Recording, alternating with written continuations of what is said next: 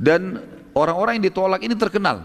Si fulan melamar Khadijah, ditolak, tersebar beritanya. Khadijah nolak, nggak mau, karena punya kecantikan, punya kekayaan. Ini orang terkaya di Mekah.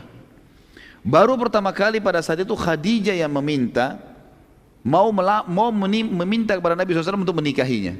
Dan ini belum pernah terjadi. Khadijah selalu menolak lamaran orang gitu. Maka Khadijah berkata kepada Maisarah pada saat itu, setelah menceritakan, saya akan berbicara sesuatu nanti dengan orang yang akan menyambung lidah saya kepada Muhammad. Cuma bahasa begitulah kurang lebih. Jadi karena Maisarah seorang laki-laki, Khadijah tidak berbicara masalah pernikahan. Lalu Khadijah pun mencari siapa kira-kira orang yang paling pantas untuk diajak ngomong.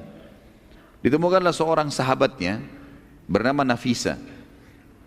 Nafisa sahabat dekatnya Khadijah. Lalu berkata Khadijah, wahai Nafisa, apa kamu sudah tahu cerita tentang Muhammad? Oh belum, kata Nafisa. Kata Khadijah, ceritanya begini loh. Begini, diceritain semua panjang lebar yang Maisarah cerita. Lalu Nafisa juga kaget. Seperti itu kah Khadijah? Dia bilang iya. Dan saya punya niat sesuatu yang saya ingin kamu yang menyampaikannya. Kata Nafisa, apa itu?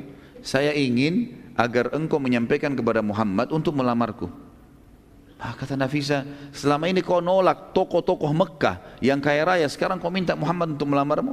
Aja Nabi SAW memang waktu itu pedagang, tapi bukan sekelas levelnya orang-orang nomor satunya Mekah yang melamar Khadijah kemudian ditolak, gitu kan?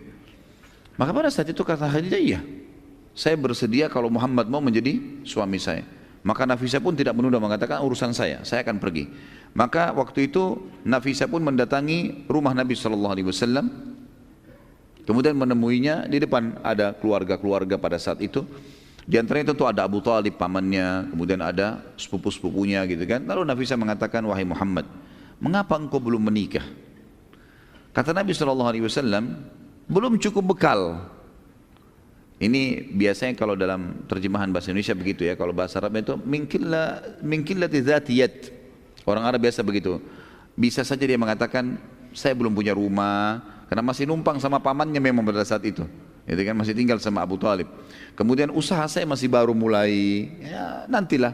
Kalau sudah mantap semua sudah mapan baru saya menikah. Lalu kata Nafisa, ya, wahai Muhammad, mengapa engkau tidak menikah dengan wanita yang berkumpul semua pada dirinya hal yang kau butuhkan?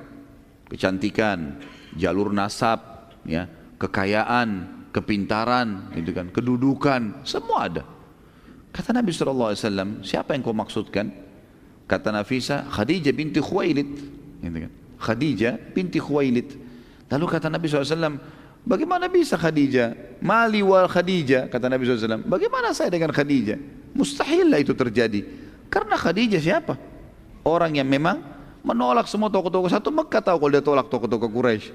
Lalu dia mau menikah dengan orang yang tadinya penggembala kambing, kemudian sekarang menjadi pengusaha kecil. Kata Nafisa, itu urusan saya. Yang penting kamu setuju dulu, gitu kan?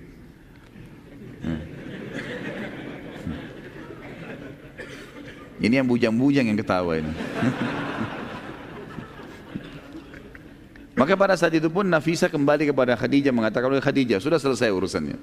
Apa yang selesai? Muhammad sudah setuju, gitu kan? Kata Khadijah, baik kalau begitu, jangan ditunda, gitu kan? Maka Nafisa kembali lagi ke Nabi SAW mengatakan, wahai Muhammad, sudah selesai urusannya. Apa yang sudah selesai? Khadijah sudah setuju, gitu kan? Sudah selesai urusannya. Kapan kita bertemu? Bertemu. Dipanggillah Abu Talib, paman Nabi SAW, menghadap ke rumahnya Khadijah. Dan Khadijah itu ditemanin oleh, ada yang mengatakan yang temanin, waktu itu Nabi SAW dikatakan ditemani oleh pamannya Abu Talib dan Hamzah. Tentu ini sebelum bicara masalah Islam ya. Kemudian dari pihak Khadijah ayahnya sendiri Khuwailid, dan ada yang mengatakan ditemani juga oleh sepupunya Waraqah bin Naufal.